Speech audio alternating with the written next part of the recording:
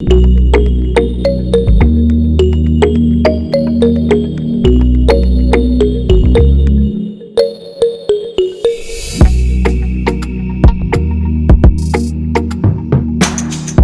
want to welcome you once again to our Uganda diaspora conversation that we usually have here on Civic Space TV. And my name is Lynn Komugisha. Today we're going to look at the current political situation vis-a-vis press freedom in Uganda, considering the fact that only a few days ago was World Press Freedom Day. And what a time for us to, have this conversation. Without wasting time, I want to welcome Milton Allimadi. Glad to have you once again on the show. I want to welcome with us Francis Kamuhanda. Francis, thank you very much for joining us again. Miriam, I see you. Thank you very much for being part of this show. And as we wait to be joined by some other people, let's get into this interesting conversation. It never ceases to, become a topic of conversation. Current political situation, our political situation in Uganda is always changing and is always on the move. And every day, every other time, there's something new. And so, in particular, we're going to look at recently the president gave an exclusive interview to Voice of America, and there were interesting things he talked about. Things that we often talk about: the economic situation in the country, the economic stability of the country, the peace and security of the region, the role Uganda plays, Chinese, and of course, when we talk Chinese, we are talking about investment in general, because we are seeing how different, powers, economic powers, the US, the UK, Europe in general, have all been trying to invest back in Africa. But then we are seeing a power struggle between the Chinese. So there's a whole lot that has been going on. But quickly, let's, look at the current situation. First of all, recently when the president was speaking at the Labor Day celebrations, he said that we are having challenges. If people cannot access wheat, can you please consume some cassava? Milton, I want to start with you. The president might have said that statement jokingly, but we know it is the reality on ground. What do you have to say?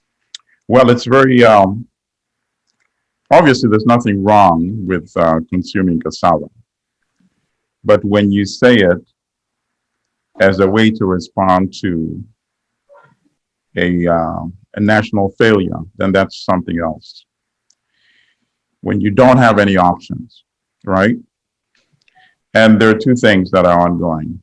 There's number one, the impact of the ongoing war on Ukraine. That's affected the price of grain globally, particularly wheat and other grains that African countries import either from Ukraine or from Russia. But the question is, with all the fertile land that we have in Uganda, why do we need to be dependent on importing any type of grain from any other part of the world? And that is the question we should be asking. And forgive me if I refer to him constantly as the dictator, because I don't want to legitimize somebody who steals elections. I don't think that's a good habit. So that's a question that should be posed to the dictator. Why is Uganda, a country that is 60 years removed from independence, not able to feed itself and produce grain for its population? And that's a very serious question. I remember the late Thomas Sankara. He put it brilliantly when he became the president of what was then Upper Volta, and he changed the name of the country to Burkina Faso. And he said, if anybody wants any evidence of imperialism and our country's lack of independence, all you have to look is into your plate. And you will see that our food is imported. He said, any country that cannot feed itself fully cannot say it's an independent country. And within 3 years, Burkina Faso was self-sufficient in food because he made it a priority.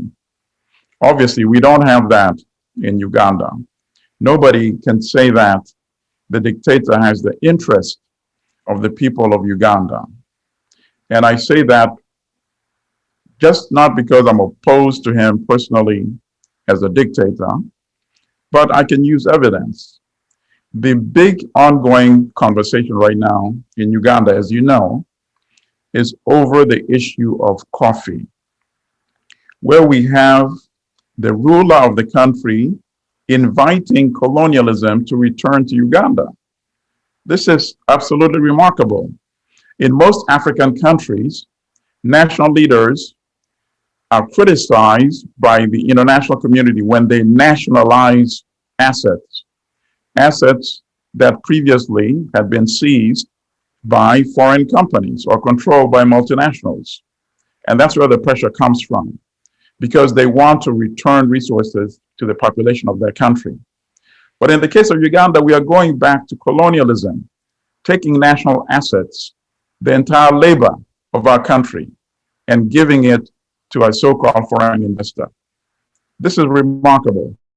So I think I'll leave it at that for now and get my colleagues to also respond to the same question. Thank you. All right. Thank you very much, Milton, for giving us a heads up into our conversation today. And I want to come to you, Francis, and we are facing a challenge globally. Economies are having a few challenges here and there. And particularly Africa is being hit hard by the wheat problem is because of the Ukraine and Russia war going on.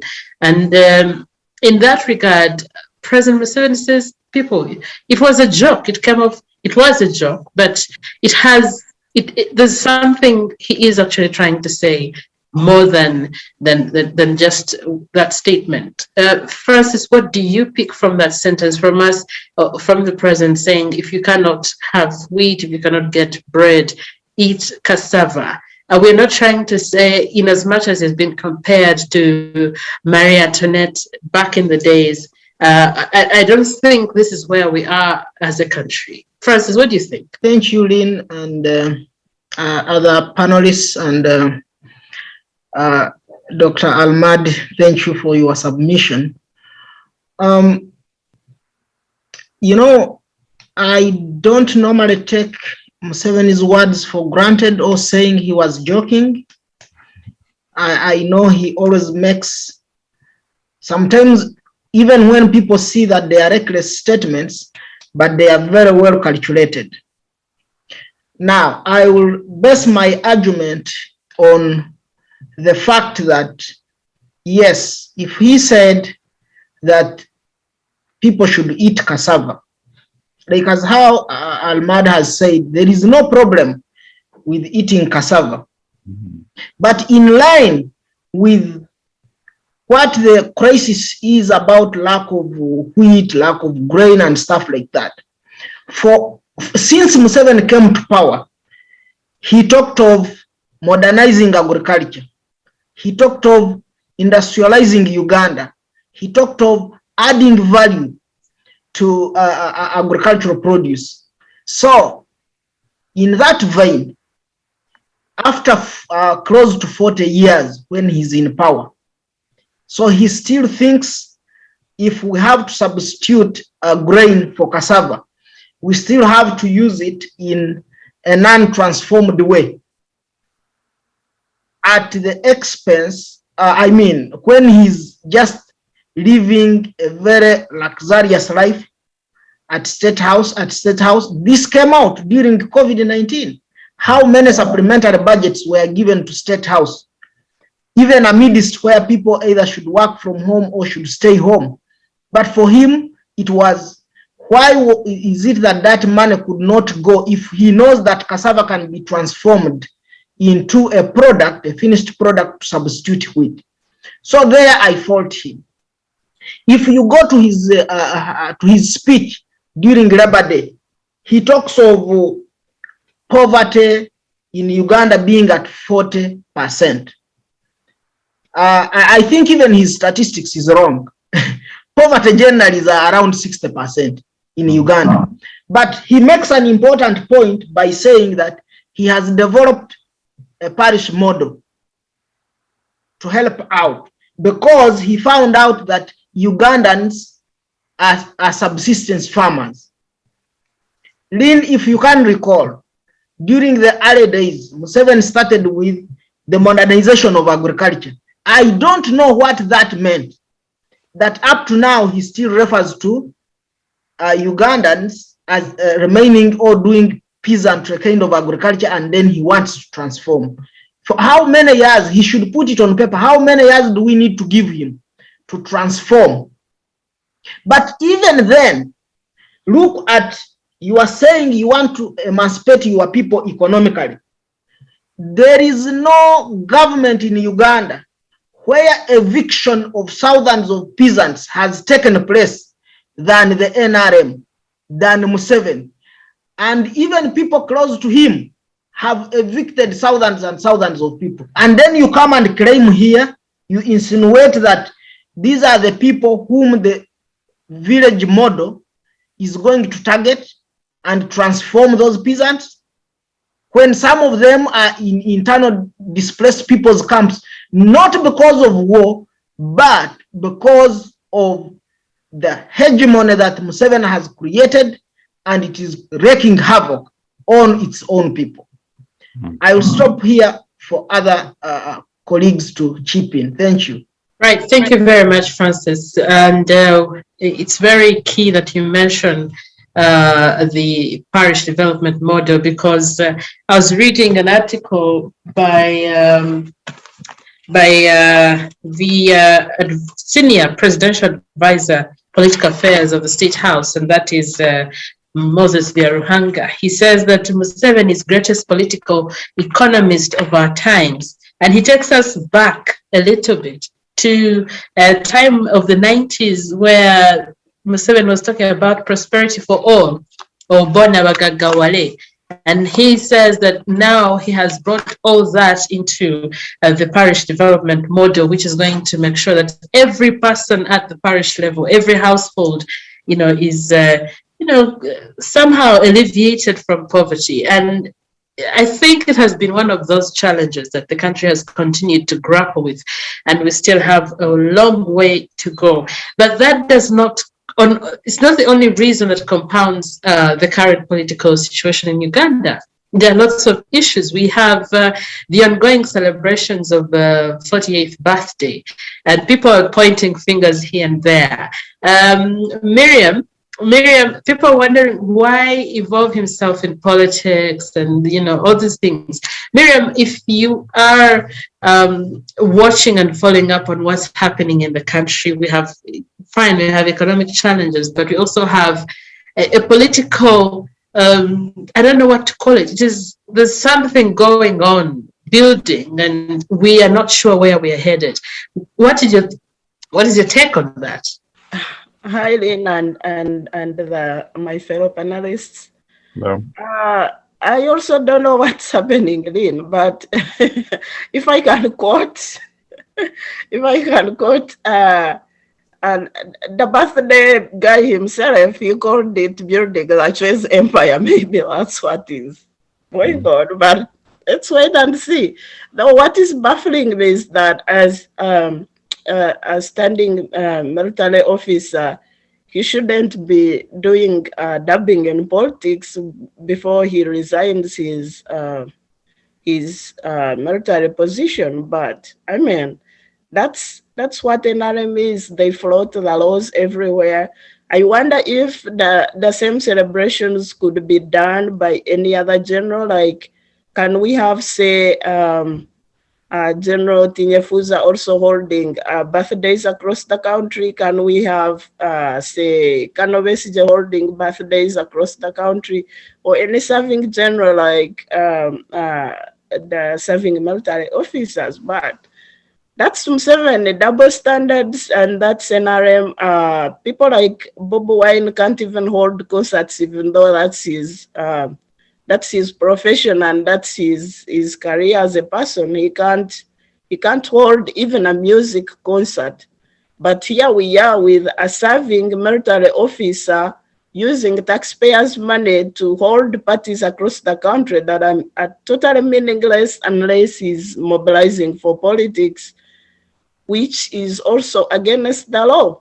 So Uganda, by this time, Museveni talks about building democracy, but what type of a democracy is that? Though I want to go back to his cassava point. Currently, we are facing a lot of violence in Karamoja region. People are dying mostly because they don't have something to eat. Whether it's cassava or bread, they don't have it. And there are so many Ugandans, like Francis said, who can't even afford one meal a day, one decent meal. Whether it's bread or cassava, that's a luxury.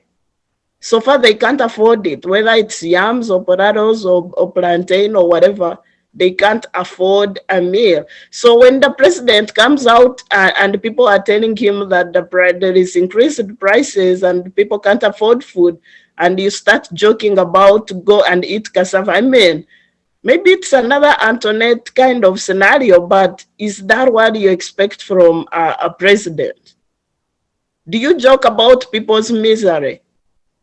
And what should people do? Is he going to supply cassava across the country? Where is that cassava even?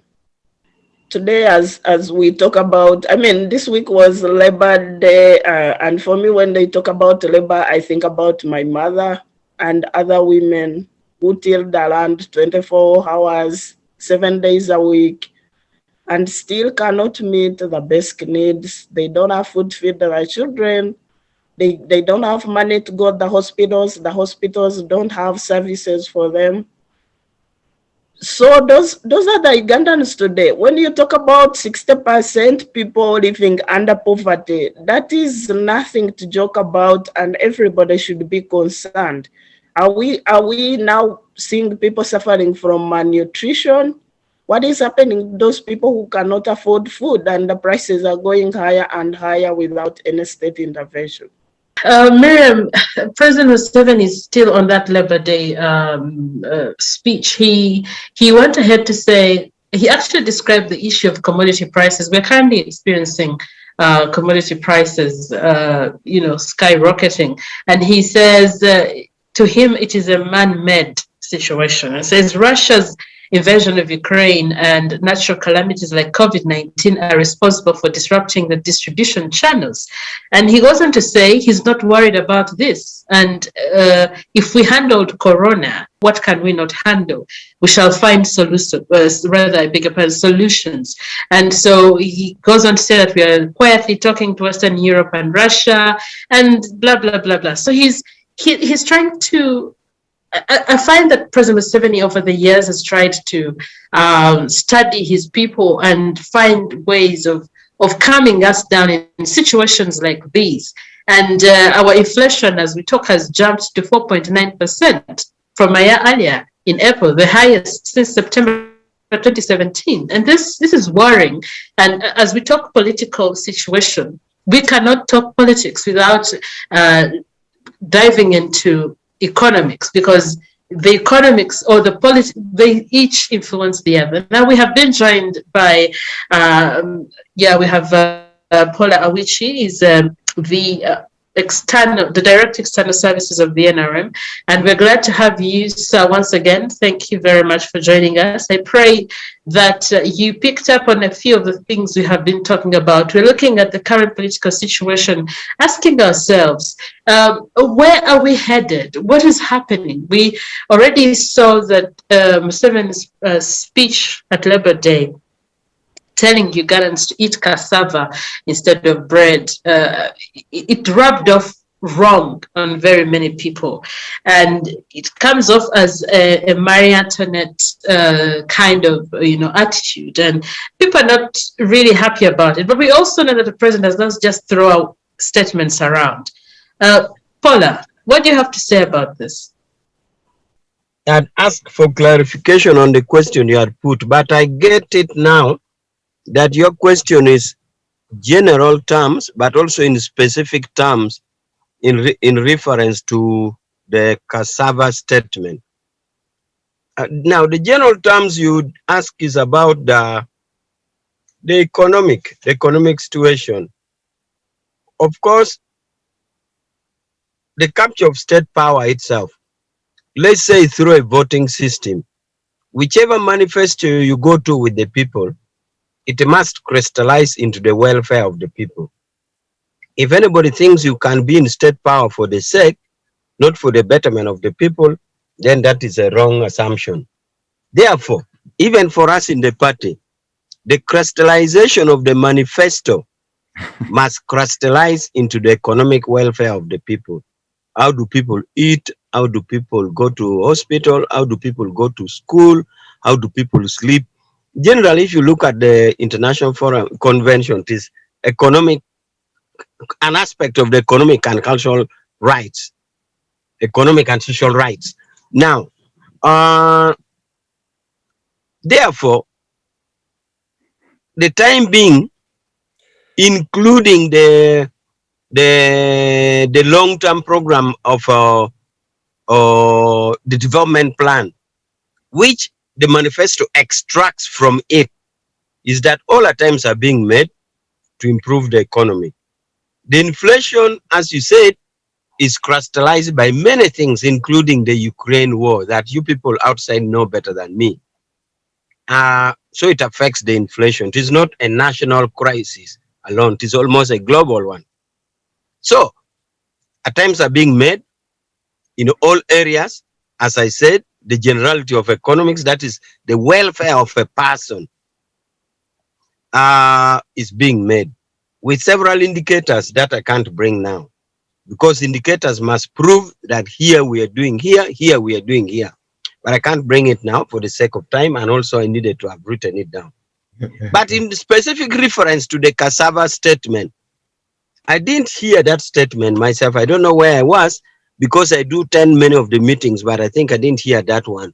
I attended the Kololo or caucus meeting, which handled things of security, the coffee agreement and all that. I was there because the caucus is an organ of the party. It is under the constitution. And as a director, I attend that caucus.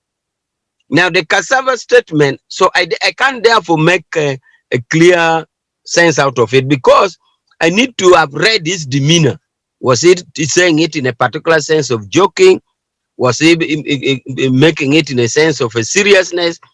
Incidentally, I happened to have gone to the same school with him in Intare school, although he went before I was born. And I think that history was taught in Intare when the French woman made the statement.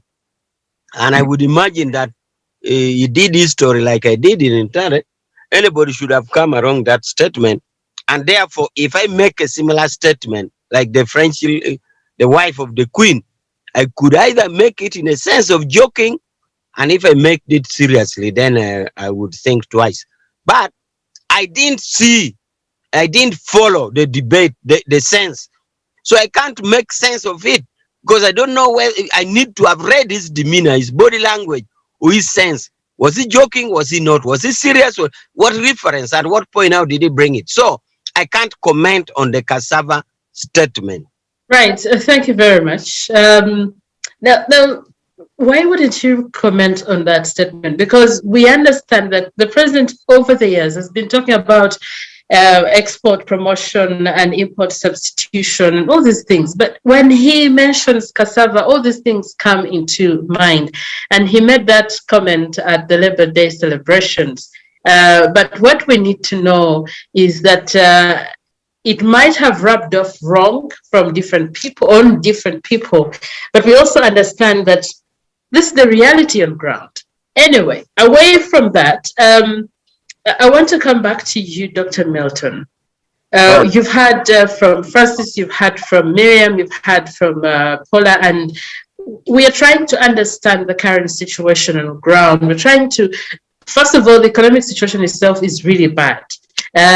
People, the prices are skyrocketing.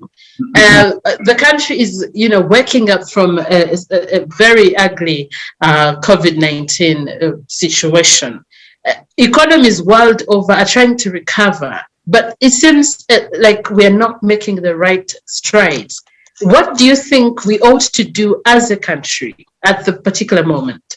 Thank you for that question. And, you can just call me Milton or Comrade Milton, not Dr. Milton. It's fine. There are a number of overlaying issues, right? So before I come to the specifics in Uganda right now, I have to give you a general overview response as well. The struggle that we have between the so-called countries, they used to call them the countries of the South, that includes us in the Southern Hemisphere, the countries that are less industrialized. Some people refer to them as developing, and some refer to them as underdeveloping, because in many cases we seem to be going backward, actually. In Uganda, definitely we're going backward. If you look at statistics such as industrialization.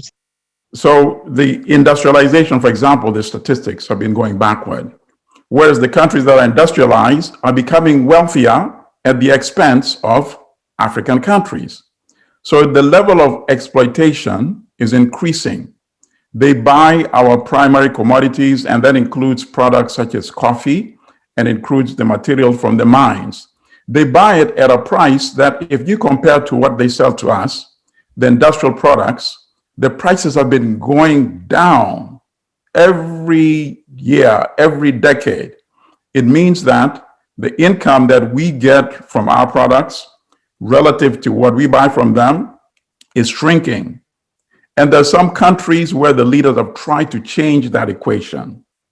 In going back to 1960s, when Patrice Lumumba became the leader in Congo, he tried to renegotiate that with the Europeans and the Belgians. He said, we need to get more for our copper and other products. Kwame Nkrumah tried the same thing in Ghana.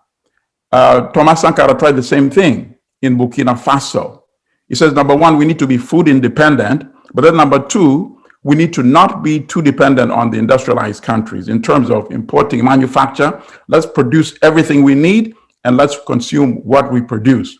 So these are the people that challenge what you could call global imperialism or global capital. But then you have other African rulers that do not challenge that. They become dependent on the West, dependent on the World Bank, dependent on importing food from outside. They're not food self-sufficient. Like I gave you the example earlier, Burkina Faso was able to accomplish that. So that's the broader overlying issue. And then domestically, of course, as I said earlier, I don't believe our dictator is actually interested in the national welfare of the people of Uganda, because by taking control of the coffee industry and giving it to a single individual, the Italian lady who owns this company, that is going back to what colonialism was all about. During British rule, the British controlled the product of cocoa in Ghana. They had exclusive monopoly. They would set the price, and often the prices that they bought the coffee from the farmers from, the British managed to retain the profit ranging from 70 to 80% sometimes, meaning the farmers got very little from their own production. They had the exclusive monopoly. And that was one of the reasons why nationalists like Kwame Nkrumah fought for independence, because they didn't think it was right for these foreign people to take the national product from Ghanaian farmers and send it back to Europe, to the UK in this case. In Uganda, we had the same arrangement with the coffee. Later on, we had the Coffee Marketing Board, and they used the same formula. They would set the price, they would buy it at a price which was very low compared to the value, and they would retain the profit, monopoly. So now we have a national leader of an African country inviting a European who owns a company to do the same thing to our coffee production in Uganda. There's no better example of colonialism or neo-colonialism at that. But I'm glad that many people in Uganda are waking up. We've seen a lot of protests over this arrangement. I would not be surprised if this arrangement is abandoned. And when you hear the dictator himself now saying, oh, I'm going to study it, I'm going to study it, that is a good sign that it may be abandoned. There's nothing of that magnitude that can be signed in Uganda without the dictator's approval. There's absolutely no way. So now that he sees a lot of people are rising up against this sham deal, the deal is so outrageous that he might back off. For example, let me give you just two examples of this deal. The deal gives this company, Vinci Coffee, whatever it's called, exclusive monopoly to purchase the coffee, and until the needs of this company is satisfied, no other sales will be allowed, number one. Number two, the deal exempts this company from various taxes, even taxes that the Constitution does not allow. The Constitution of Uganda doesn't allow. So what did the government say? The government said in cases where the Uganda Constitution bars you from getting the tax benefit, we, the government, will pay those taxes for you. Can you imagine that? And then third, even much more outrageous, we will also give you a lower price for electricity, meaning the government will pay that difference. And you know what happened in Zambia many years ago? Zambia signed a deal similar to that for copper. The foreign company got Zambia to sign such a deal. At the end of the day, Zambia ended up owing money to the foreign multinational for its copper, for electricity, $100 million. We may end up getting in that kind of situation in Uganda if we are not careful. This deal must be abandoned. All right, thank you very much, Milton. I'm reading here in the Daily Monitor, and we have somebody writing, an associate consultant is saying, penalty is not the problem. Ugandans, we are the problems.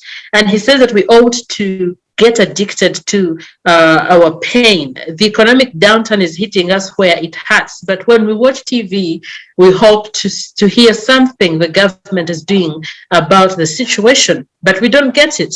And here you are telling us that we have a leader who is not interested in the general welfare of the country. I don't know if that makes him our leader or anything. Francis, do you agree with these two people? Milton says we have a leader who's not interested in our welfare, but then somebody's writing, and this person is an associate consultant in, of course, development and the like, and he says we ought to get used to our pain. We are the problem. We are not. It is not Pinetti, the investor, or anybody else. It is us to blame. Thank you, Lynn. I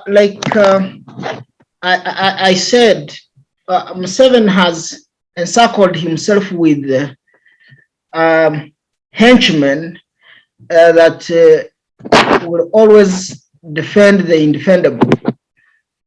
And that's one of them, the person who must have written that article. I don't necessarily agree that it's the Ugandans to blame for what is taking place. But all that goes back to bad leadership that is not strategic enough. Having said that, I will comment about Pollar's comments. By the way, Pollar, given the position you are in, I would advise you that read extensively about your party and follow up its programs. Now I quote the manifesto of 2021 on page 40. Your manifesto, Pollar, states that you have created around 4,920 value addition factories. Let me just reason like a lay person. Out of the 140 something districts in Uganda that we have, it means those value addition factories, each district would be having 35. If you would be kind, Pollar, from the district where you come from, could you enumerate about 3 these factories or industries that add value to agriculture that are in your district or in a district close to you. And then that takes us to what you are saying now. I'm linking it to what you are saying, that either Museveni was joking when he talked of cassava. And indeed, Museveni is a joker.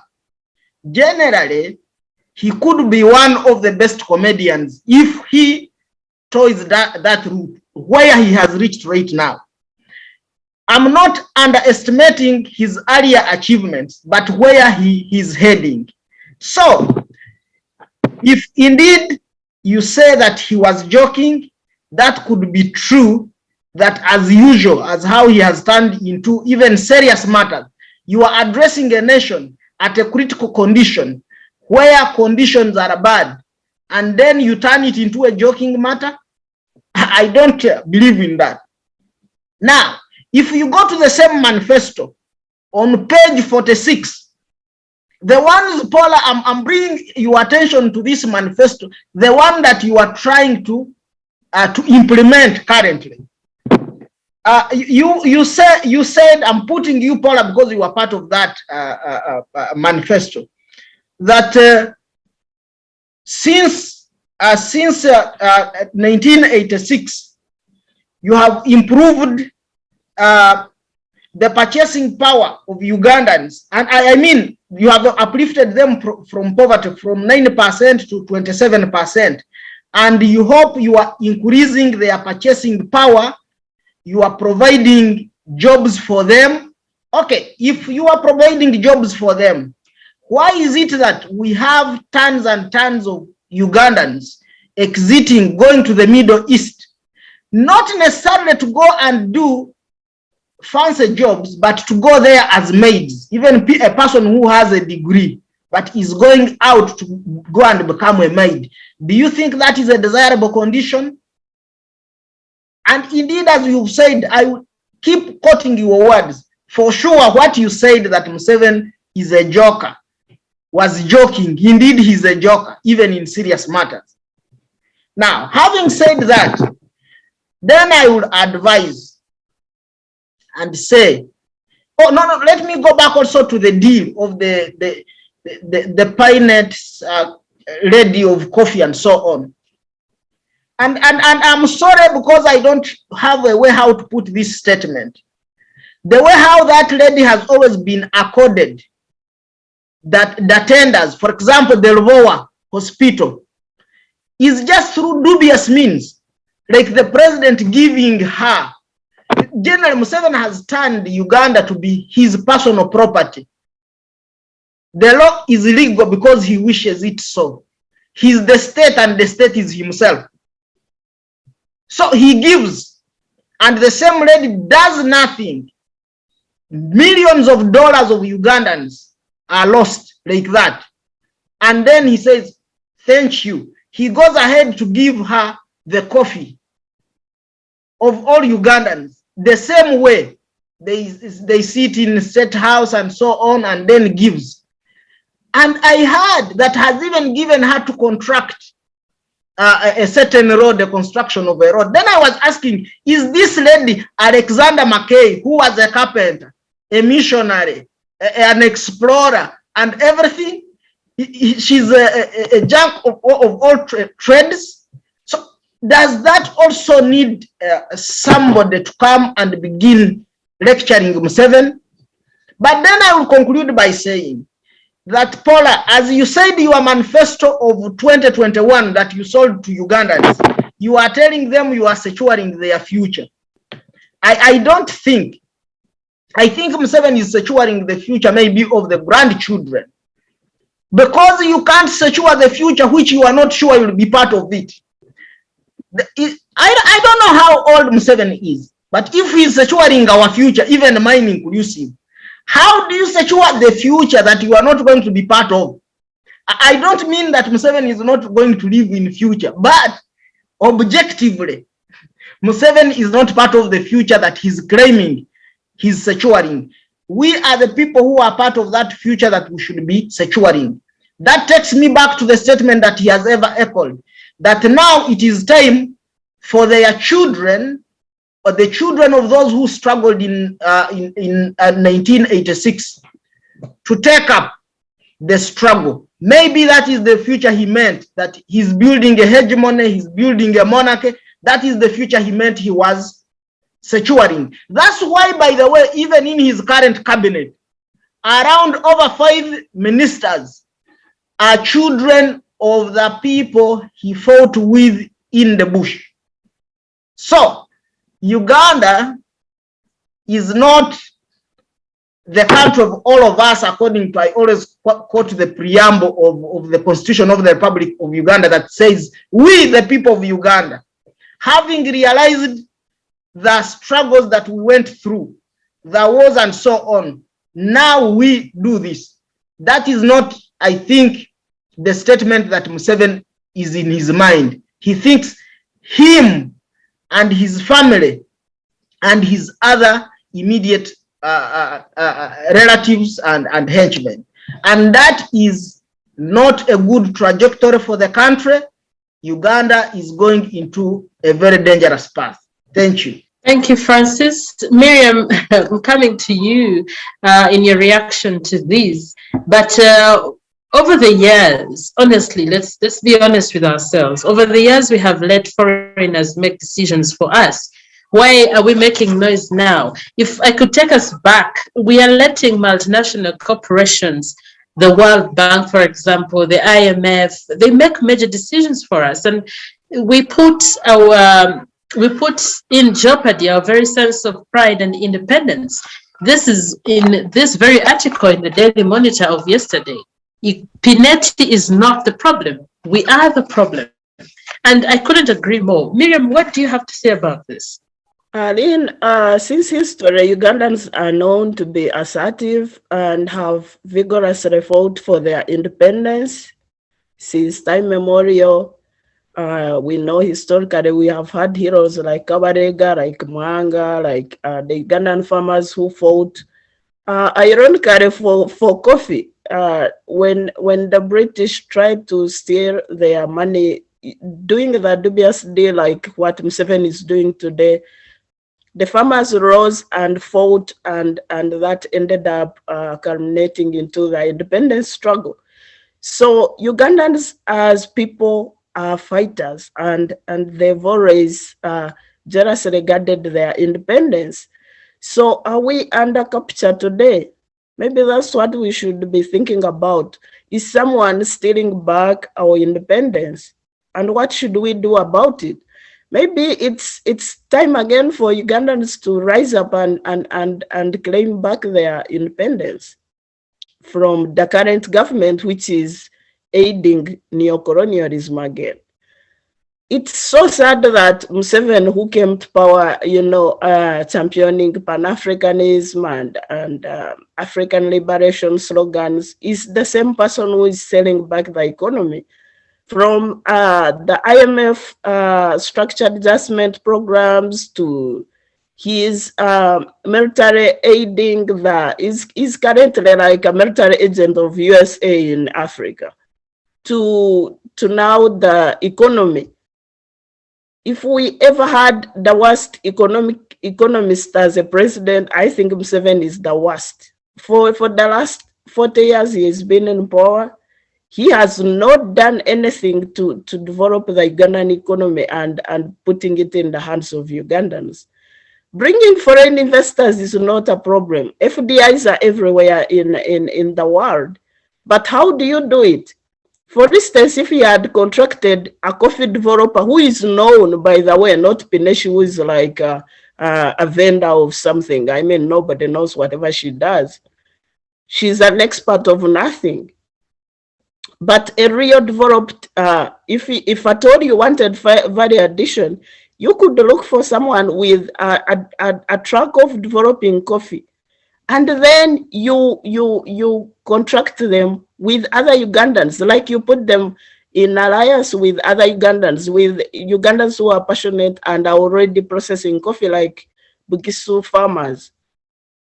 And then they bring value addition, they bring skills. Excuse me. So That's how you empower Ugandans. That's how you bring the economy back in the hands of Ugandans. And that in the long run would leave us with a value addition coffee sector and a developed economy and Uganda. Well, that's where we currently stand as a country. But over to you, Major Pollar. You have had comments from Milton, from Francis and Miriam.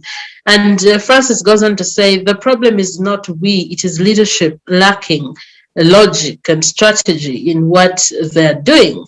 Pollar, you are in the NRM, the ruling party, and you have over the years since seen the country grow into what it is right now. Are we doing anything good? Are we focusing on a growth that is the future of this generation? Milton said that the president we have or the leadership we have does not care about the general welfare of the people. Would you agree with that? And if you don't agree, then what exactly is going on? I get your question. Are we focusing on the future of this country? That's your question. But permit me to comment on a few issues raised by my colleagues. One, the doctor's comments. I have two things to make on the doctor's comment. First is choice of words. This choice of words, that is the diction. This diction is a bit not comfortable with me. For example, he repeatedly says the dictator, this dictator, this dictator. I'm a person who would want us to make very good choice of words, very accountable choice of words. Because if I participate in a debate that uses words that I'm silent about and yet they are quite derogatory and not quantifiable, maybe if you say in a dictator, then you could quickly point out that dictatorial policy that you are saying. But to me, I would now be brainwashing a discussion of that kind. It's like I'm legitimizing it.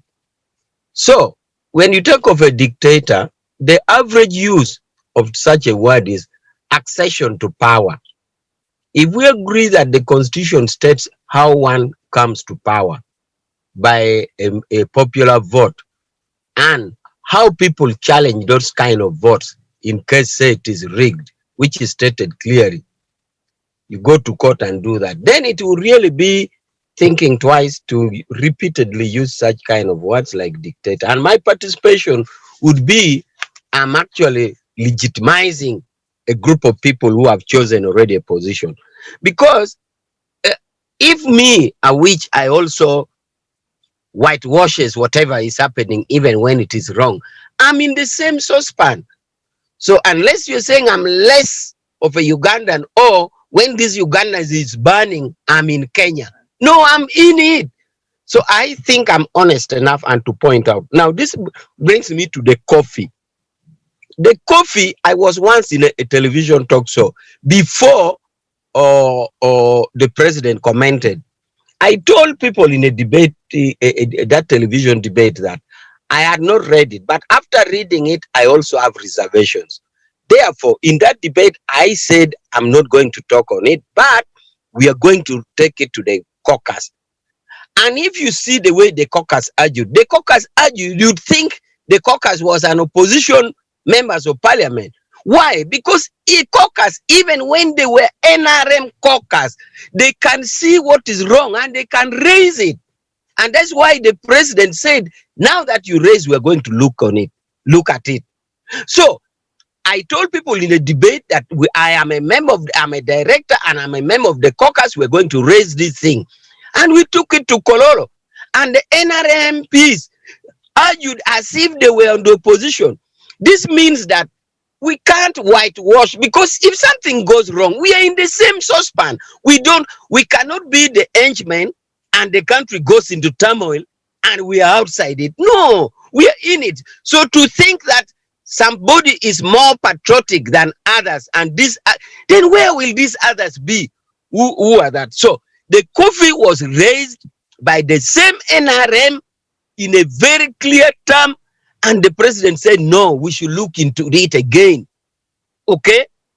So I therefore want to marry or wed for that case, the choice of words, sorry, and the practical feeling of some of us that when there's something wrong, we point it. We are not so exceptional that we should swallow anything wrong. When the country boils, where are we? Are we outside the saucepan? We are in. The other issue is from the manifesto. I have a copy with me. I don't know whether my friend is pointing an abridged version or my version. The pages that you have, I can even show you on the video. I don't see that. But you quote me wrongly. You are saying I have said Museveni was joking. And that is part of why I fear legitimizing this kind of debate. I didn't say Museveni was joking. I said I needed to see his demeanor to read exactly in what perspective he was talking. But now you quickly turn my word to say, suppose somebody quotes tomorrow that a director said Museveni was joking. How do we take things? Take words as it is. I said I didn't watch, so I don't know whether it was serious, whether it was joking. This does not say Awich said Museveni was joking. So we have to be serious with our words. Now, about the future, is that future is being thought for and catered for. And this is seen in documentations, the legislation that we make, the economic plan that we make. I kept on saying the economic plan, we have the national economic plan, which is, there's the long term of 2041, 20 this one, and then the short term, and then the manifesto. Even the designers of the manifesto must design in consonance with this long-term plan.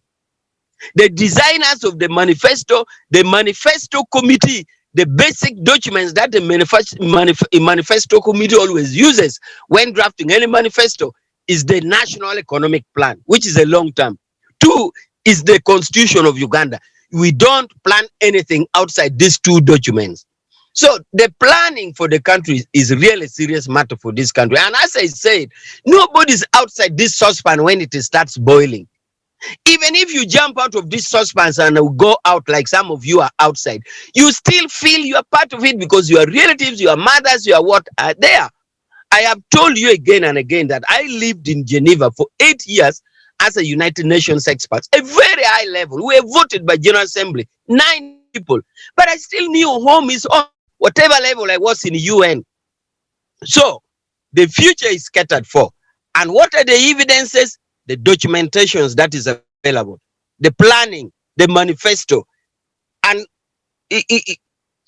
of course, the implementation and the challenge there is you realize that even at home in your challenges do come. So I assure you, you colleagues, that as far as focusing on the future of this country is concerned, it's a paramount thing for the party, and therefore a paramount thing for the party leader. I thank you.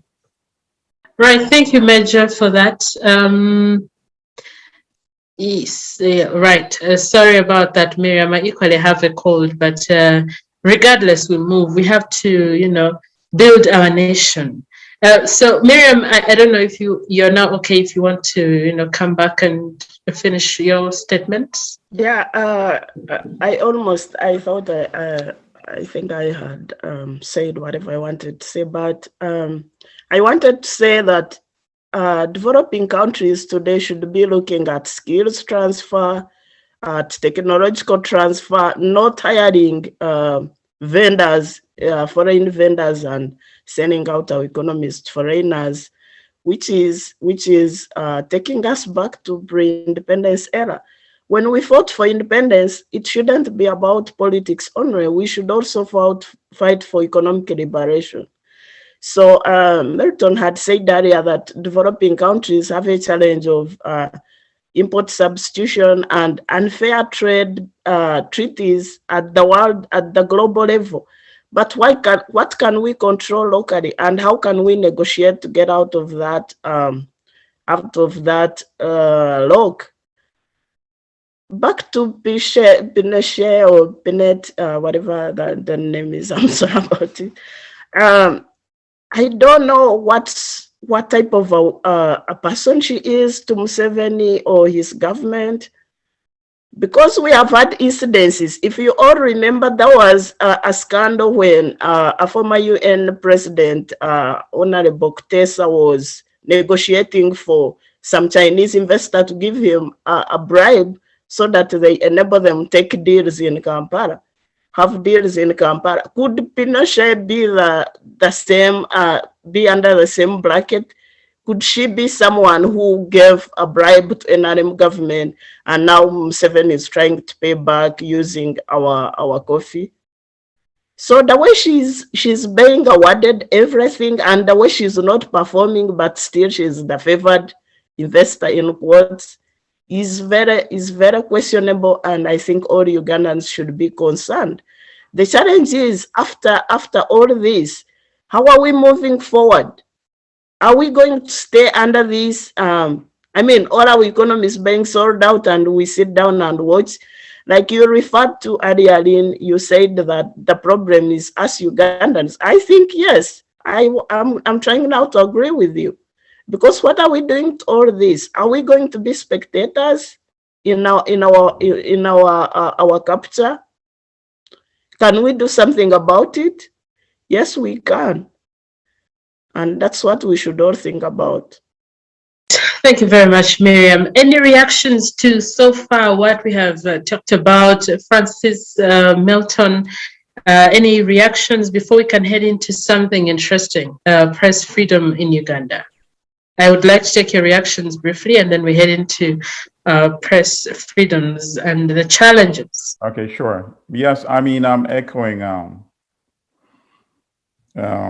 what Miriam is saying. Very excellent points. I am also very highly suspicious about this, the access that this individual, Enrica Pinetti, has. And I would not be surprised if at some point it's revealed that there are some things that are improper going on. But obviously that needs to be examined. And I'm willing to wait until I examine that myself as well, because, you know, after all, we do also engage in journalism. But I go back once again to the issue of corruption. And I'm glad that she brought up the example of Sam Kutesa. Sam Kutesa, of course, was negotiating supposedly with the Chinese investor Patrick Ho. And Sam Kutesa did take a bribe of $500,000. That was a down payment for himself and $500,000 for the dictator, Museveni. Sam Kutesa's $500,000 was wired to a Uganda account from a bank in New York. And that is how the United States gained jurisdiction over the case. So then when Patrick Ho was flying and he stopped by New York, he was arrested by the FBI. And the FBI had already tapped his phone. The FBI had tapped Kutesa's phone, meaning they were listening in on Kutesa's conversation with Patrick Ho, as well as with dictator Museveni. Museveni's share of the $1 million bribe was flown by Patrick Ho to Uganda when he went for the swearing in after the rigged election of 2016. And he delivered the money in person cash. And the US has all this information, and anybody interested, go to Google and put Patrick Ho, that's spelled H-O, and Museveni, and the US Justice Department. And will take you to the website of the Department of Justice, where you will find all the documents regarding this case. And I covered this case very closely. And if you notice, in Uganda, the journalists kept asking Kutesa, is it true you took a bribe? Is it true you took a bribe? And even Museveni himself, he's a very clever man. I admit that. So even he started saying, oh, Kutesa said that money was for charity. But nobody ever asked him, is it true that you yourself received $500,000 in cash as part of your share of this bribe? Nobody has asked him that question. None of the journalists, and I don't blame them, because sometimes, of course, you have to consider your own safety and well-being. But he will not be able to say no, because he knows the United States has this information, documentation, and probably, remember, they sent an FBI agent to Uganda as well during this investigation. So I'm glad you raised this issue, because this also then raises, why is somebody like Enrica Pinetti, who does not have any expertise in this industry, getting all these concessions? And also, as Francis pointed out, after not delivering on the hospital deal. What type of individual would get that type of advantage? You're given a business concession, you fail to deliver, and yet you're given an even bigger one, controlling the, you could say, almost a good chunk of the national economy.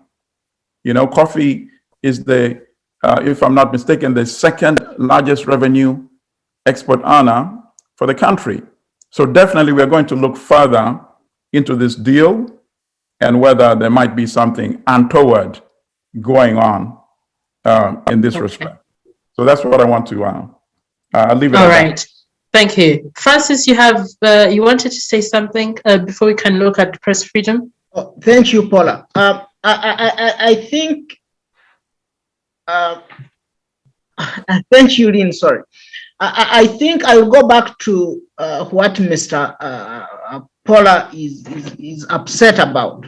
You know, when we come to these debates, we come to these debates with objectivity, not subjectivity, like as how Pollar is taking it. And where credit is due, we give it. Where it's not due, we will talk the truth. So for us, Mr. Pollar telling me that the members of the NRM caucus were arguing about the coffee deal as if they were in opposition, then the question would be, what is the result? What came out?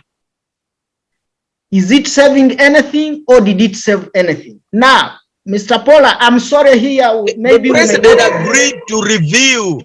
What came out of it is that he said we have to review this. That was the product. And I must qualify when you say, when I say they argued like opposition is because they refused the position of the chairman. They rejected and they put in their position. And the argument was almost unanimous with the argument of the opposition. Now you'd think that they will come to say yes, yes, no. So the product was, we shall review this. What about the Lubawa hospital? That was not the debate that day. It was mentioned though, but that was not the debate. The debate that day was coffee. Okay, I just wanted to give you information and then you use it. The other concern that I was talking about is, it is already an ulcer in Uganda, especially among the leadership, that what is pulling us back is the corruption and the kickbacks that accrue from these dubious deals. I will give a simple example. Let's look at Matia Kasaija. Let's look at the deal or the loan he signed to get from Exim Bank, and then thereafter, when rumors came the airport was about to be taken, like, let us assume, and he said that was a mistake. Now, about the coffee deal, the same person comes again and says it is a mistake. For how long will Matia Kasaija keep ditching Uganda, for example, if he is not supported by the president? Ditching Uganda for our children and grandchildren to pay these debts without even an action saying, okay, this person is incompetent. Let the person step aside, we can get other Ugandans who can serve. If it is not a clique, like as I have always said, either a racket or a cartel, of a few people that are continuously draining the treasure of Uganda for their own benefit. Lynn, I will stop it from here so that we move to the next topic. Thank you. Right, thank you very much, Francis, and everybody for that. We cannot move away because a few days ago was Press Freedom Day, World Press Freedom Day, and it was under a very interesting theme. Is journalism, actually they said journalism under digital siege. It highlights global trends such as surveillance, of course, by state and non-state actors, and how big data collection, artificial intelligence, digital media attacks on journalists have also impacted journalism, freedom of expression, and privacy. And in his words, which was also an interview he had with the Voice of America, President Museveni said that Uganda continues to be one of those countries that enjoys and appreciates press freedoms, and continuously it in the whole has maintained a very active and free media landscape. However, a few challenges here and there, challenges as you highlighted, the media might not even cover. Milton did highlight that we might fear for our lives and ABCD, but would you agree that we are still one of those leading countries with that has maintained active and free media landscape in Uganda? I'll start with you, Milton, on that, because you already mentioned a bit about the media. Well, I have to say I am, I don't even know how to describe it in terms of the courage of people in Uganda that are involved in journalism. They are on the front line on a daily basis. Not many professions that you willingly engage in have such a high risk level of actually ending your life. Obviously, it's not supposed to be that way, but in Uganda, it's that way. It's no secret. Everybody knows, or most people are aware, that journalists that are critical of the regime get phone calls. And any one of you who's not familiar with this can call any of the reporters that have been critical of the government and ask them, have you gotten threatening phone calls from unnamed individuals promising to harm you or your family? You saw the attacks on journalists during the before, during, and after the rigged election, the last election in Uganda.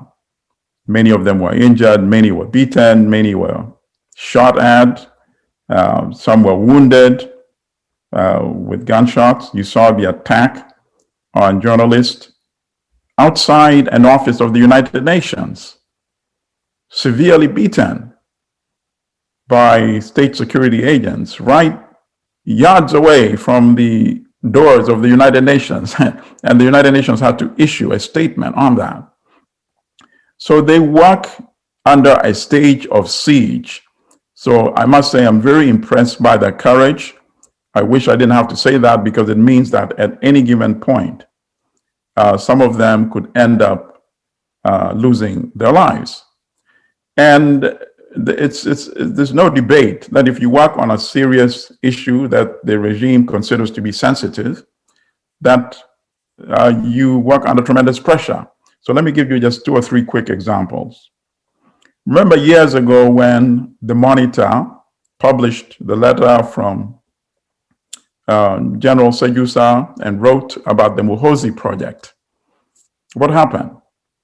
The Monitor's office was sieged by armed state security agents.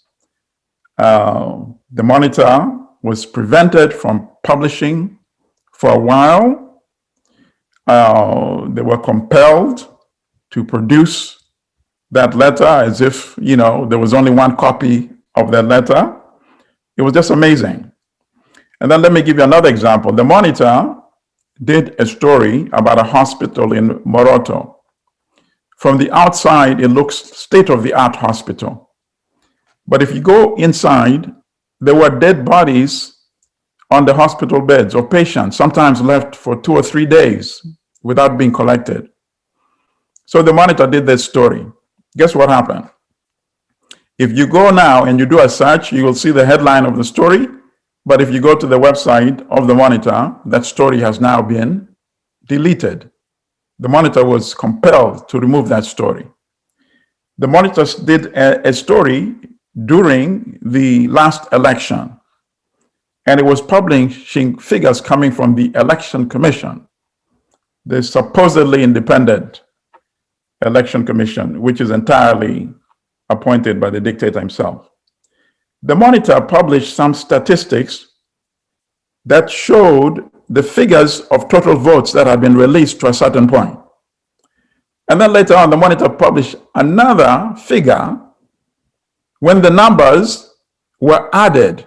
So in other words, they were given new numbers, additional figures to add by the Election Commission. And guess what?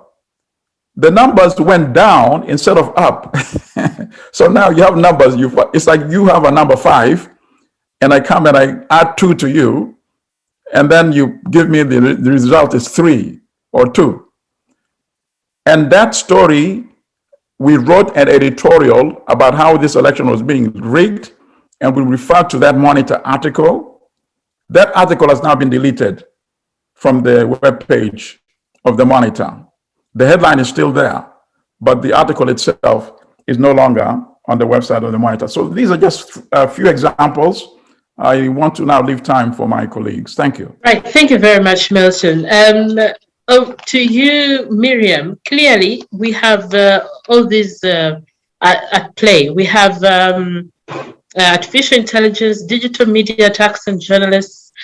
We have freedom of expression and privacy encroached on, but we also know that we are a signatory of the Universal Declaration on Human Rights, and everyone shall have the right of freedom of expression and the right to include freedom of seek, receive, impart information of all kinds.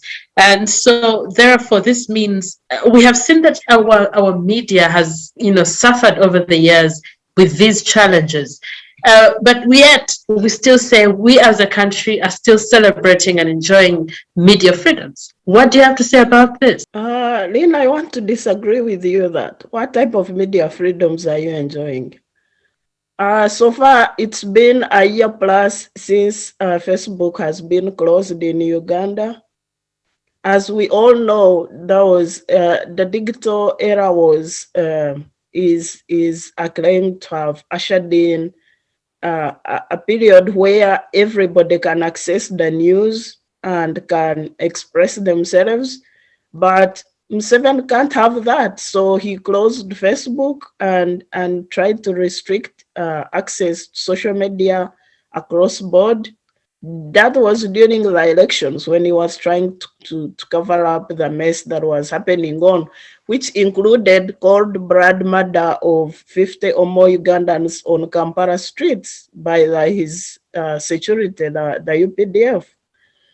So we are not in Uganda when it comes to press freedom. It's still a big challenge.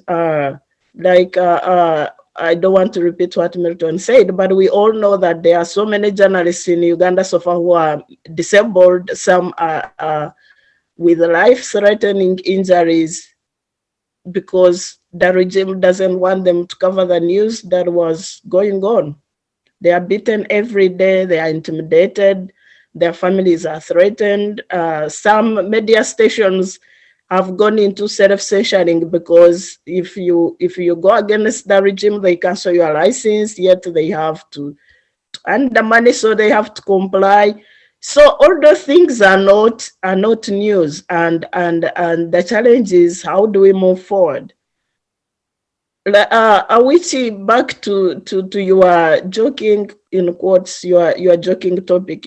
I was baffled when Museveni referred to the human rights abuses on VOA interview as a joke. He said that his UPDF soldiers are still not civilized, in quotes, enough, So they are using rudimentary methods of torturing suspects and opposition leaders and the media to extract information. And he jokingly said that as if that was okay, as if that was normal. And as far as the record shows, he has never punished any of his officers for torturing any Ugandan, whether media or opposition leaders. He has never come outright to condemn the abuses, the kidnapping, the illegal arrests that goes on. So to him, torturing other Ugandans is a joke. And he doesn't care. It seems like the order of the day. Yeah, everywhere, every media interview he has ever been to, he referred to gross security abuses as a joke. And I'm not surprised that Awich says that his former alumni from Montare, he's usually refers to such a things as joking, because for them, the NRM, I think the NRM government, where he's an officer, he thinks it's a joke to abuse Ugandans. And that is so sad, and that's what should get us concerned. We have seen increased abuses instead of reducing. The magnitude is increasing. Now they've resorted to kidnapping. Even when there are sanctions, some security officers are being sanctioned, they are not stopping.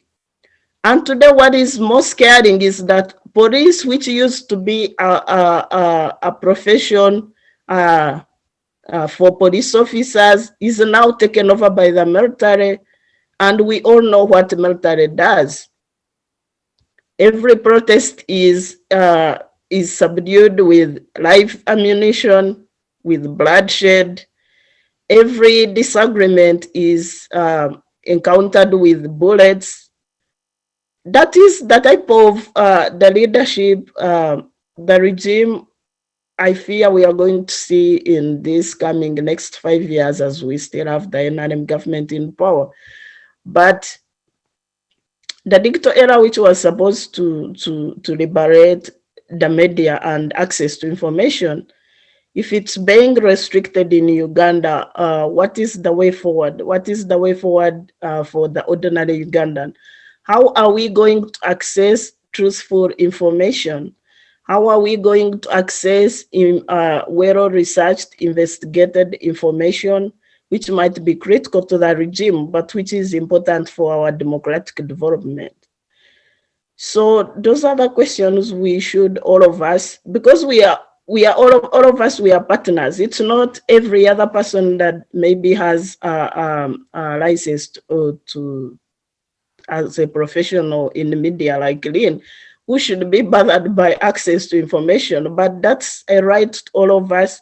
And if we don't access information, it's like we are in darkness, and so many people, so many things will be abused in the process. Right.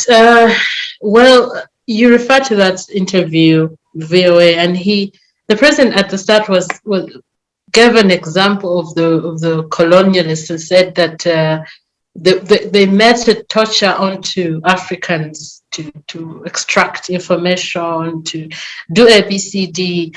And he said that he has always said he does not support torture at all. But he also, like you said, mentioned that his people, his security people, some of them, he calls them kawukumi.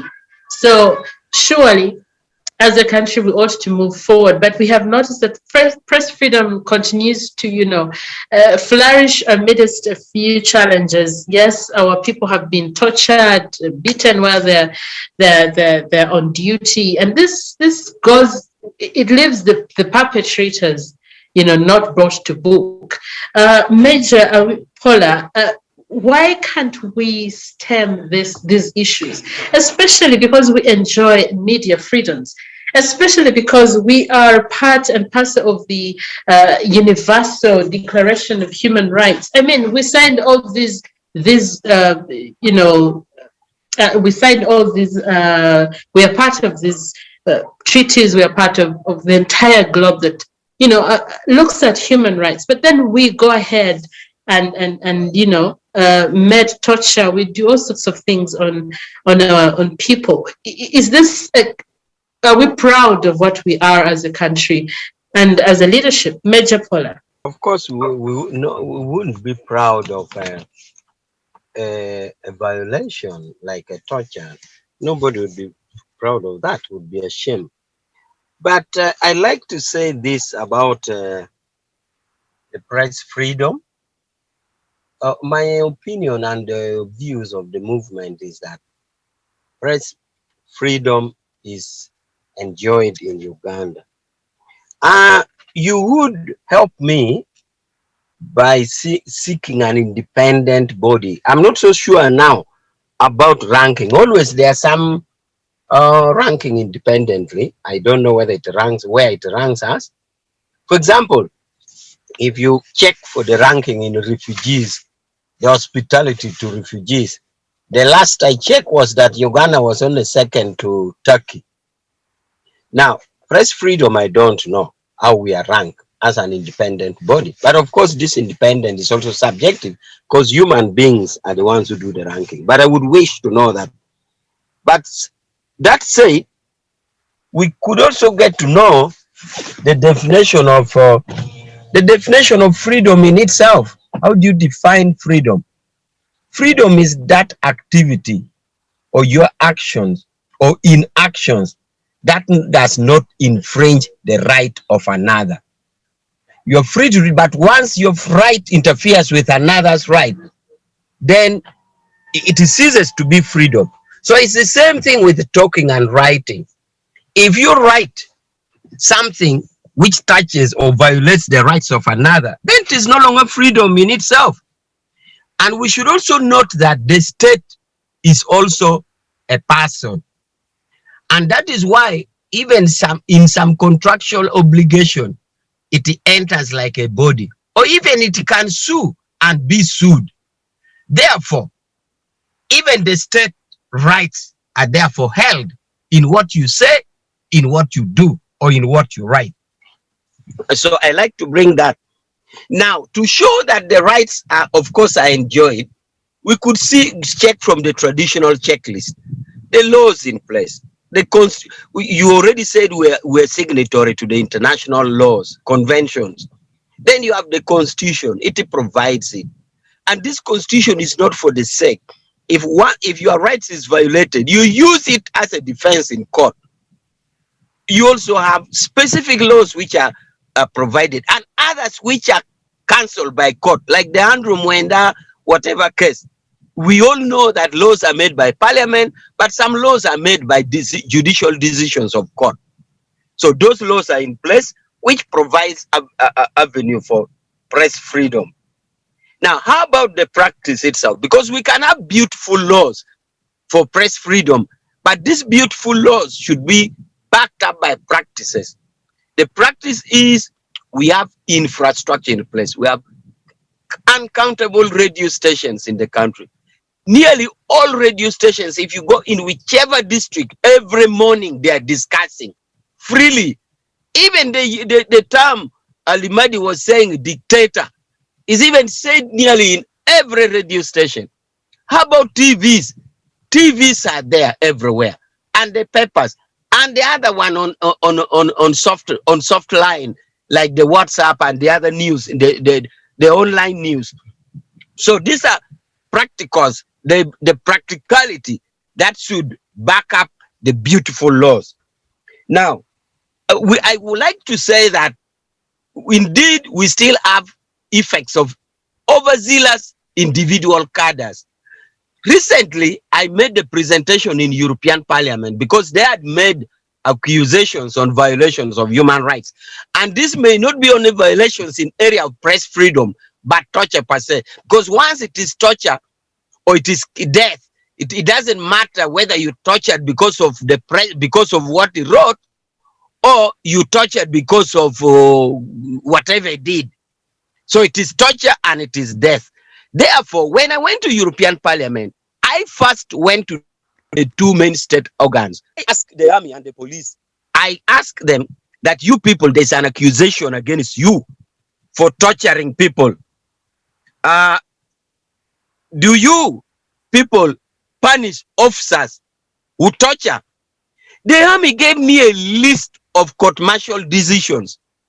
I can cite 2 cases. I think I did cite in some, I always cite in many of my discussions. In Wandegea police, a UPDF arrested in demonstration some noob guys. When he took them to Wandegea, he handed them at the a reception. Now, from there, he was supposed to take them to a detention facility. Whatever happened to his head, where they had smoked his bangi, he shot this man dead. Court-martial sentenced him to death. Another one was in Rubaga. The same, another officer arrested 2 noob people. These two noob guys had gone to a garage. He followed them in a motor vehicle garage. He arrested them. He shot them. He was also sentenced to death. And there are cases where UPDF court-martial have sentenced similar cases to 108 years, to 88 years, whatever it is. So individual actions of either incompetency or overzealousness of these officers should be separated from the state, and the war is on. And I can assure you, some of us talk with you here. If you see us inside there, how we are squeezing them, you can't imagine. Because me, I'm going to European Parliament, and you are here busy making manyanga. What do I do there? These are our Ugandans. These are our citizens. These are people within our jurisdiction. Why do you torture them? Then we have this thing of, okay, we are now going to bring machinery, we are putting camera, we are going to train officers, we are going to do everything to make sure that the officers concerned do their investigation in a professional way. After all, the investigation that we are crying for is for the consumption of the court. Nobody investigates to keep in his house. Every officer who is supposed to do investigation is supposed to collect information which will be used in the courts of law, because nobody is supposed to be arrested and kept somewhere. Every arrest, every investigation is for the consumption of the courts of law. So if they need to be trained to do proper investigation, so be it. If they need to be given gadgets which eases their investigation, so be it. Therefore, Lynn, I am saying press freedom is exercised in Uganda. You look at the cartooning. Some countries you don't even cartoon a president. So we have the press freedom, which I think should be backed up by independent ranking, although I don't know who ranks. I also have said we have to be mindful of definition of freedom and its limitations. We have to judge a country by the laws it has in place. After judging it by the laws it has in place, we have to judge a country with the practicalities to back up the laws, and we subtract the individual actions of officers who are either ignorant or overzealous or badly brought up. I thank you. Thank you very much, Major Pollar, for that. Let me quickly take a look at what's happening in the chat room before I can come to you, Francis. Miriam writes, Awich, Museveni said he signs these deals without reading them, including Umeme deal. Isn't that incompetence on his side, or is he joking, like he said? Milton says, including the torture of Kakwanza, allegedly by Muhozi. Milton goes on to say, the Daily Monitor published a story 3 days ago, which says Uganda's ranking for press freedom dropped by 7. It's now 132 out of 180 countries. Article says the report says journalists in Uganda face intimidation and violence on a daily, and that they are regularly targeted by the security operatives. The report also indicates that President Museveni does not tolerate criticism and regularly indulges in hateful commentary against the press. Milton says, I have a question for Awich. Milton, a quick question, then we have Francis as we go on. Yes, my question to Comrade Awich is that Kakwenza Rukirabashaiya, we all saw the photo of his back. I don't know if you didn't see it. I would suggest you see it, the photograph of his back and the ugly wounds from the torture that he endured. And he alleges that the torture was supervised. Okay, so Muhozi Kainerugaba allegedly supervised the torture of Kakwenza Rukirabashaiya. And we saw the image, the photo of his back with the ugly wounds. would Comrade Awich support an investigation? And if it's established that it's indeed true that General Muhoozi supervised and ordered that or was involved in any way in that torture, would you support that he be prosecuted like any other citizen of Uganda? Major Pollar, if you could quickly reply to that. On the question of supporting investigation, definitely I do it. And I think that is what we told the European Parliament, and that matter is under investigation. On the question of whether punishability of whoever will be implicated, definitely nobody's above the law. So if any investigation implicates anybody, I know none of us is above the law except the president, which is guaranteed by the constitution. But all of us are subject to law. So I support the idea of investigation, and I know that whoever can be implicated can be punished. Okay, thank you for that response, Comrade Awich. Did you just say the president is above the law? Yeah, you are not aware about the constitutional provision about a criminal prosecution against the president? So the president can go out to the street and personally shoot somebody dead and would not be prosecuted? No. I need to give you that provision of the constitution, which says the president is not prosecuted. Now, okay, I suggest we have this conversation next time. Can the president shoot somebody himself personally in front of the entire country and not be prosecuted? The president is immune under the constitution. It's a yes or no. It's a yes or no answer. What? That what? Can the president shoot you, for example, in front of all of us and not be prosecuted after shooting you? No. He will not be prosecuted? No. Have you read the Ugandan constitution? No, and I have, but I didn't realize he could actually shoot you dead in front of all of us and not be prosecuted. Cannot. Okay, in fact, Milton let me illustrate to you. Let me illustrate to you the immunity of the president. Even in a civil matter, for example, if the wife was to sue for divorce, do you know that it is not even possible? The best the remedy a woman can say is a separation agreement, which is just an agreement between him and the wife. Even he cannot be sued for that. This immunity are granted under the constitution. So he can shoot his wife tomorrow dead and not be prosecuted.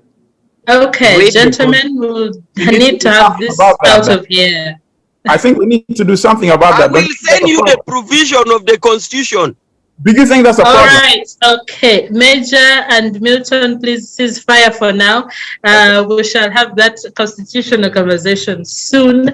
But let's allow Francis. Francis, we are still talking press freedoms, press freedoms, and the lack of them, or not. So let's have that. What do you say? Milton has said his beat, and of course, Major Pollar has also said that we enjoy lots of freedom as the press, and yet we have stories of the media personalities being attacked, media houses being shut down. There's a whole lot that goes on. What do you have to say, Francis? First, Lynn, I'll have to first re-echo and a few statements. The first one, I still stand that what Pollar said, that I was quoting a wrong manifesto. Their manifesto on page 40, it highlights the achievements. The 2021 manifesto they used, he should go and read that. Then two, about whether the president is immune or not. I think Pollar needs to re-educate himself about the correct interpretation of the constitution or some of these government documents. The constitution only provides some level of immunity, but it does not say the president is above the law. And I think that's why you hold the president or Museveni so high that he's unattachable. Now, having said that, I come back to the torturing and the press freedom and so on. I would say that what Pollar should know, that and his government, that there is what we call explosion of knowledge, which you can't stop. That even when you do things in hiding or behind curtains, it will come to the limelight because of the explosion of knowledge. And gone are those days. So that's why I advise Mr. Pollar and his government to always act cautiously. Having said that, I would say that he has explained how there is a lot of freedom in Uganda and so on and so forth. But when we see all these pockets of people being tortured, suppression of the press, even where you force a media house to change the story that they had already written and you say rewrite it, that itself shows that there is no kind of freedom as he asserts. He goes ahead to say that the laws, we have laws, and having a law and implementing a law are two different things.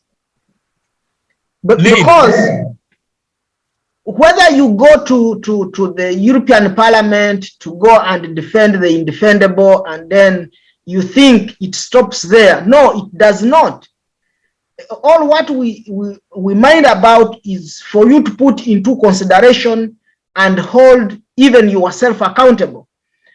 Like when you even look into the camera like this and then you lie to Ugandans, either because it is your job, but we are saying it is not right.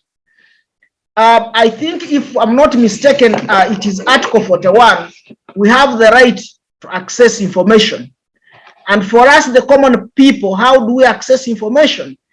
By the journalists, the people in the media, to tell us, to collect this information and relay it to us. That's how we can move forward. But when they are our mouthpiece anyway. So when you stop them from carrying out their duties, then I vehemently oppose that. Now, if you know that what you are doing is right, then why do you stop them from showing it to the world? And this is supported by the president. Since you have the opportunity of always meeting him, tell him to tone down. For example, if I may give a specific example, the incident in Arua, when they beat up Bobi Wine and the rest of his supporters, over and over the president has been saying that I went back and watched the video. Generally, I saw that the security people, these people had been beaten very well. And I don't know what is the cause of alarm. So that's what I'm telling you, that and get this, Mr. Pollar, from me, that at some given level, when you have a certain level of office of responsibility, every statement that you push out is a policy.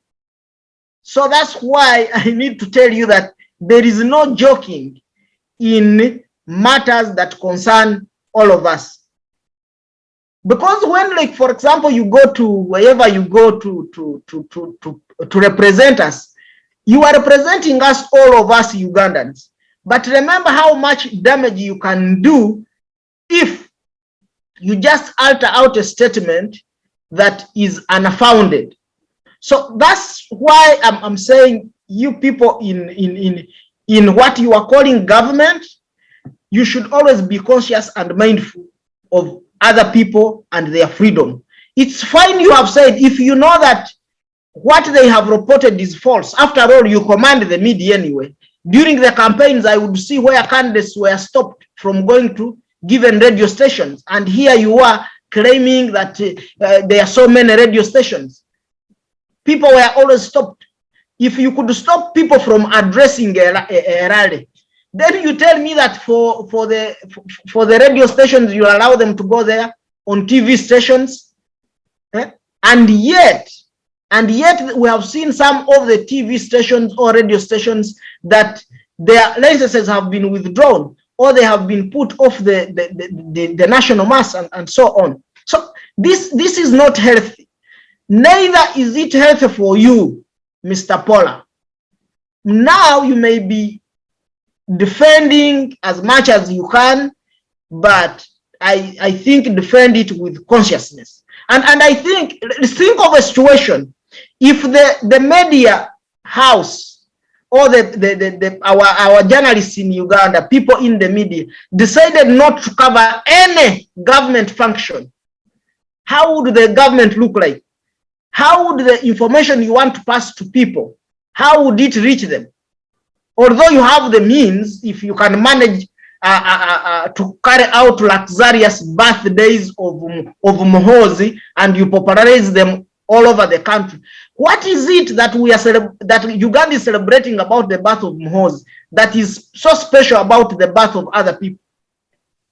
Now, if Muhoozi would have called me that, come, we are going to, like I saw recently, they were celebrating his birthday in Fort Portal, that come, Francis, join me, we are fundraising for the maternity ward.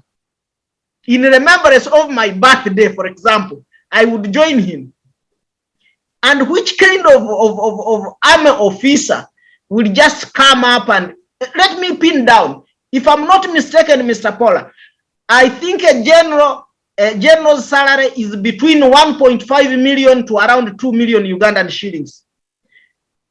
And this person is also living in Uganda. Tell me the excess money that this person has made that makes him be able to sponsor birthdays all over the country. Tell me, where does he get that money? And then you don't want a journalist to write, or investigative journalism, to write a story about such a kind of, I don't know even how to categorize it. And we should keep quiet and say, yes, thanks be to God, and so on. Very soon, you guys, you are going to tell us to begin saying in the name of Museveni, the wife and the son. Because that's where you are trending. Always differentiate national matters of interest and the information we need to see. If you keep preaching the information of prosperity, the journalists will also preach the same. But if you keep torturing Ugandans, on top of that, you torture even journalists.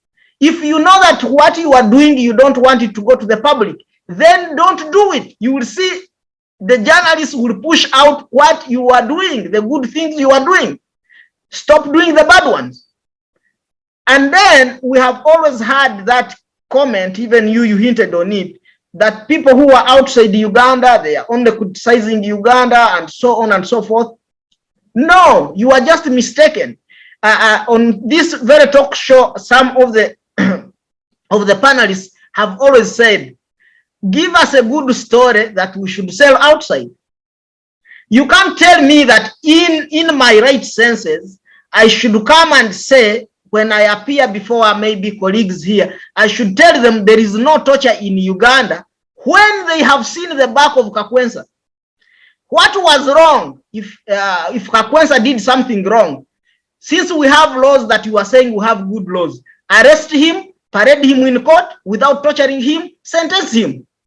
What was wrong? But now look at his back. And now a journalist comes and tells us this is the back of Kakwensa. And then you say, okay, this journalist should also be harangued. That does not make sense. That is not the way how we are going to build a country.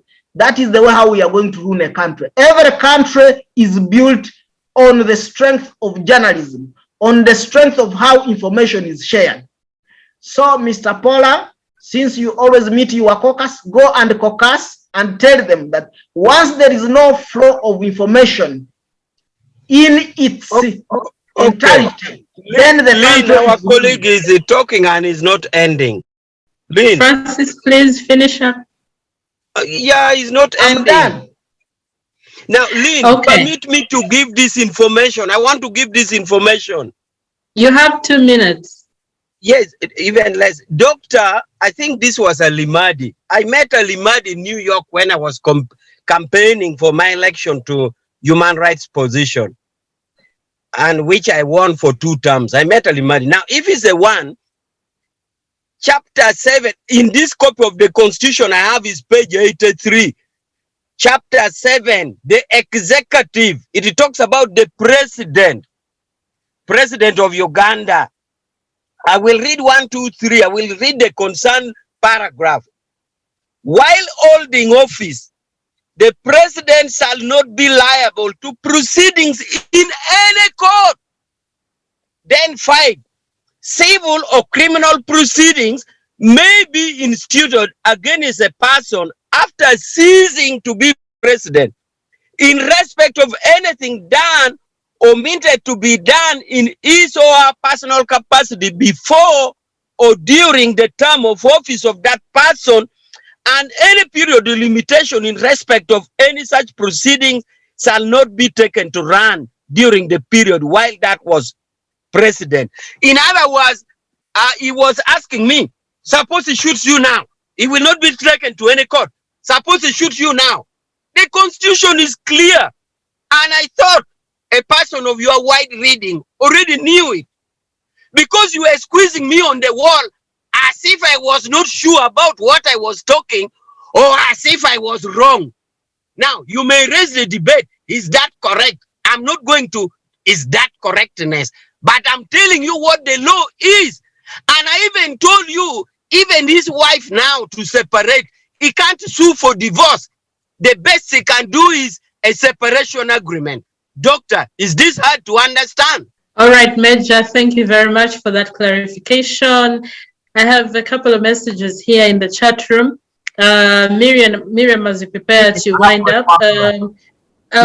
Milton, just 30 seconds. And let me give Comrade Awich my assurance. If General Museveni shoots you tomorrow, he will not remain president. He's not above the law, regardless of what you read in the Constitution right now. I can assure you of that. If he shoots his wife dead tomorrow, he will not remain president of Uganda. Ladies and gentlemen, allow me. We need to move away from this. I thought being above the law or not above the law is whether you can produce him in courts of law. Major Pollar, I'm sorry, we have to finish up on this. I'm seeing comments here. Miriam is saying Muhoozi thinks he's above the law when he tweeted, "Nobody in the world has power over us." Awich, why did NRM close social media and when will they open it? Okay, who is this? This is again Miriam saying Museveni has UPDF support and the culture of torturing anybody who disagrees with them, and this includes the media. This is a culture that started in Luwero bushes and has never changed. Which, being a veteran of NRA, I'm sure he can testify to that. How can we have a democratic government which respects, which does not respect people's rights and freedoms, with such unruly, violent people in power? Right. Anybody has any reactions to that? We need to finish this show and head out. Miriam, I've read out your messages. Pollar, any reactions to the messages I've read out? Okay. Right. Miriam, if you're there, please, let's wind up on this show. Thank you, Lynn, and my fellow panelists for the discussion today. I think going forward, we should all be concerned, first of all, about the economy. Where is our economy headed? And like we all agreed, the power finally is with us, Ugandans. As the Constitution Article 1 says, power belongs to the people. Whether the government hijacks it or not, it's our duty to claim it back. And I would call upon the coffee sector, the farmers, the producers, the Ugandan local sector. Don't relegate your power to the politicians. Claim it. The farmers have a right to protest whatever injustice is brought on them by the government. They have power to challenge the government with unjust laws and treaties the president is making on their behalf. So I don't expect them to sit down and just wait for the MPs to lobby the president or whoever to change his mind. I expect the farmers to come up and protest like they did it before, and they can do it again. And I hope they do it. And as for the media, we keep pushing for the freedoms and the rights of Ugandans. The media is an important sector, like Francis said. There is no democracy without access to information. Information is like light in darkness, and every Ugandan should fight for that. We should continue to push back against the government's repression, and it's our duty to claim our space, to claim our rights and freedoms. And I wish them the success in the real land, including you, Lynn, since you are part of the mainstream media in Uganda. Absolutely. Thank you very much, Miriam. Milton, your concluding remarks, like in 1 second, as well as Francis, you have chased away Pollar, so let's conclude on this show. I'm sorry about that if he's gone. The farmers, I think this whole issue with the coffee is a very defining moment. I like what I'm seeing. What I'm seeing is now another NRM official is claiming that they were as vocal as the opposition was, because they're seeing the signs on the wall that the people are not going to stand down this time. I think this issue with the coffee is going to open other misdeeds that have been going on in the country. This one, I don't think it will stand. I think it will be reversed, and the people will not allow themselves to be returned back to the colonial era again in Uganda, because that's exactly what is happening. If we surrender the coffee industry, then it will be something else after that. And the issue of corruption, we need to investigate further into the arrangement that ended up with this deal in the first place. So those are my concluding remarks. Uganda belongs to all of us, and I'm very optimistic that we have a better future ahead of us once we end a tyrannical regime in Uganda. Major Pollar, please, you have a second to wind out this show. What are your concluding remarks? Okay, Francis? Thank you, Lynn, and fellow panelists for an enriching conversation. And I believe if we keep going this way, then perhaps we may add a building block on the development of our country. What I have to say is that as we build our economy, since it is an agricultural economy, it is very important to revive the cooperative unions that will help the farmers negotiate good, let's say, prices, and also be in position to add value on what they produce on their own. I still remember one time I met Honorable Nandala Mafavi in DC. He had come to promote the Soga coffee that they are processing, and that was a good gesture. Then at the same time, I would say Pollar and the government, they should tirelessly fight corruption, but also importantly, they should not secure our future, but instead they should put the future in our hands to secure the future for ourselves. Thank you. Pollar, in 1 second, we are concluding. Not much. I thank everybody, but as I said that we should discuss this in the best interest of the country, and therefore every word that we should quantify it. And I would like to assure all our colleagues that we are not whitewashed. All of us know the case of a Bingira, that you should do what you know that tomorrow you can be safe from it. All right. Thank you very much. Thank you all for making time for this show. We'll catch you again next time. Hopefully you still join us, and may we continue building our nation. Otherwise, a lovely weekend to you all.